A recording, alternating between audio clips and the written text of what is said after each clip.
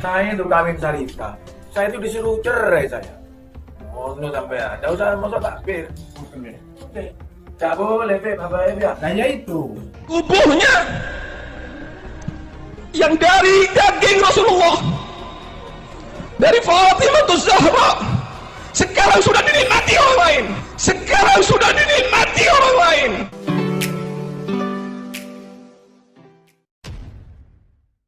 Assalamualaikum warahmatullahi wabarakatuh. Kembali berjumpa dengan saya di channel Gagasan Progresif Dusun 9. Sahabat sebangsa dan setanah di mana saja Anda berada. Makin heboh saja terkait dengan habaib ini dan segmennya semakin melebar saja.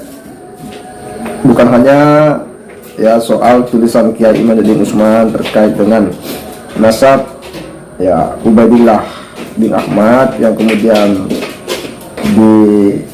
banyak dikupas oleh para warganet. Tetapi ini ada lagi fenomena menarik, lagi-lagi ini terkait dengan habaib, di mana soal menikah ya Syarifah dengan bukan habaib ya, Syarifah dengan orang biasa atau orang terbunuh. Dia pun memberikan sebuah penjelasan ya, seolah-olah bahwa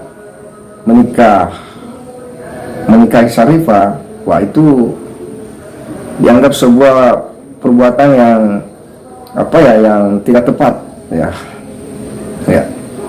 Ketika ada orang biasa ya menikahi Syarifah. Nah, ini betul-betul tentu mengejutkan kita semua ya. Dan ada juga seorang ya mungkin tokoh agama itu yang kemudian menyampaikan juga curhatannya karena dia sepertinya menikah dengan seorang Syarifah. Dan ini betul-betul menggegerkan kita sebagai umat Islam. Kita simak dulu sama-sama bagaimana ya statement mereka. Lihat Banatus Syaraif. Anda lihat sekarang Syarifah yang tidak taat kepada Rasulullah, membuka aurat, sekarang sudah digandeng dengan orang lain. Saya itu kawin Sarita. Saya itu disuruh cerai saya. Oh, no sampai ya. Tidak usah masuk takbir. Tidak boleh, Bapak Ibu ya. Nah, ya itu. Zaman sekarang hati-hati ya, Ikhwan. Kita anggap bahwa keturunannya Nabi Muhammad ini cuma Habib saja, sedangkan Syarifah enggak. Sehingga kita berani kurang ajar dengan Syarifah, kita berani mengentengkan Syarifah, bahkan berani mengawini Syarifah. Waliya gimana itu mau dapat syafaat? Tubuhnya yang dari daging Rasulullah, dari Fatimah Zahra, sekarang sudah dinikmati orang lain. Sekarang sudah dinikmati orang lain. Tak itu Syarifah kawin ambil wong supir, di Kalisat ambil tukang paras, di Probolinggo. Syarifah keraksan kawin ambil supir truk. Gak rame, sedang kawin ambil kiai. Rame. Syarifah itu tak angkat nah. Ono di lumpur. Zaman kudu cerita ngono. Kan ngoten nah. Tak lebokno ono di lemari kocok untuk mutiara ini. Tak dadekno dadi mutiara. Seorang yang bukan habaib, bukan daripada Bani Alawi, menikahi Syarifah yang darahnya bersambung dengan Nabi Muhammad SAW, sampai hari kiamat ibadahnya ditolak sama Allah Subhanahu wa taala, terkecuali bisa mengembalikan keperawanan Syarifah tersebut. Bisa mengembalikan keperawanan Syarifah tersebut. Mereka tidak segan lagi, mereka tidak malu lagi, bahkan mereka bangga dengan kerusakannya. Masihkah kita masih belum sadar, ayyuhal habaib? Masihkah kerusakan ini kita biarkan dan sampai menimpa keluarga kita nantinya? Jangan bangga ente kurang ajar sama Syarifah. Jangan bangga kawin Syarifah. Jangan bangga nikahi Syarifah. Jangan bangga nikahi Syarifah. Oh, alhamdulillah anak punya istri Syarifah. Haji. Habab Fatimah nangis ente bangga. Rasulullah marah ente bangga. Rasulullah marah ente bangga. Ada nggak yang kayak gitu? Ada? Kalau ada tempeleng, kalau ada tempeleng, kalau ada tempeleng. Ya Allah, kita yang hidup ngeri, kita yang hidup merasa khawatir. Wa kaif Muhammad bin Abdullah fi barzakhih? Wa kaif Fatimah az-Zahra? Ya, kalau kita simak ya, ini betul-betul tentu membuat kita berpikir keras. Ini geleng-geleng kepala kita bagaimana bisa memaknai situasi-situasi seperti itu. Karena yang kita tahu bahwa ya yang namanya pernikahan yang menurut hukum Islam itu kan syaratnya itu adalah bahwa baik laki-laki maupun perempuan itu kan jelas orangnya, kemudian pihak perempuan itu setuju dan ada izin walinya ya, artinya walilah yang harus menikahkan, kemudian ada saksi, itu yang masuk di kalangan mazhab Syafi'i.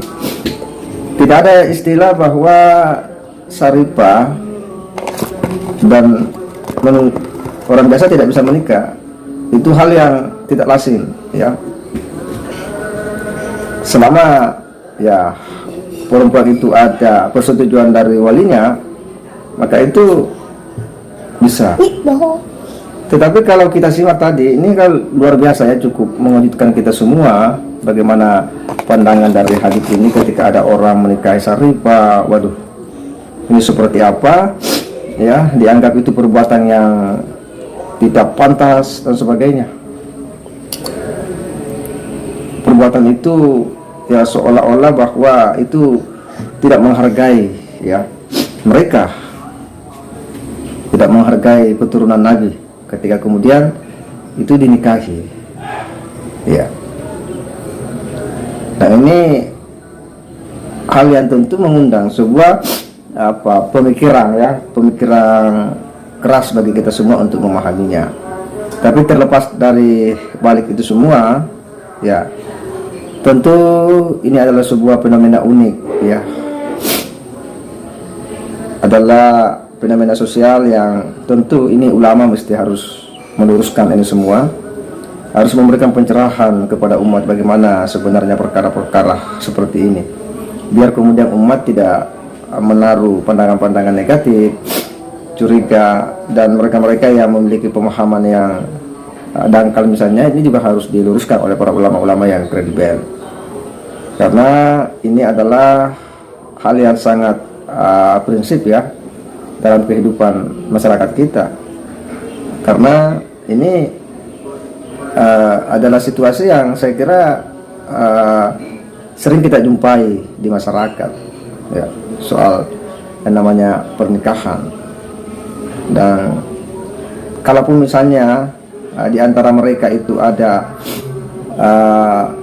semacam komitmen di organisasinya, ya sebutlah misalnya Rabita Alawiyah ya, hanya mau menikahkan, dia punya syarifah dengan sesama habaib ya, itu kan tentu bahagian daripada hak mereka ya. Itu tentu setiap orang punya otoritas, artinya wali itu kan punya otoritas terhadap anak perempuan mereka, dan memang ya tidak bisa dipaksakan. Tetapi kemudian ketika itu dianggap sebagai sesuatu yang menjadi hukum agama ya, ini tentu harus dilihat kritis bagaimana dasar hukumnya. Adakah dasar baik menurut nas-nas Al-Quran maupun hadis yang mengatakan demikian, atau paling tidak pendapat ulama ya, biar umat ini kan bisa tercerahkan, kita semua ini bisa tercerahkan bahwa apa hukumnya seorang syarifah menikah dengan ya bukan syarif, bukan sayyid atau bukan habaib. Ini tentu kita ini butuh pencerahan dari mereka. Nah, bagaimana tanggapan para warganet? Berikan komentar di kolom komentar. Saya kira demikian. Wassalamualaikum warahmatullahi wabarakatuh.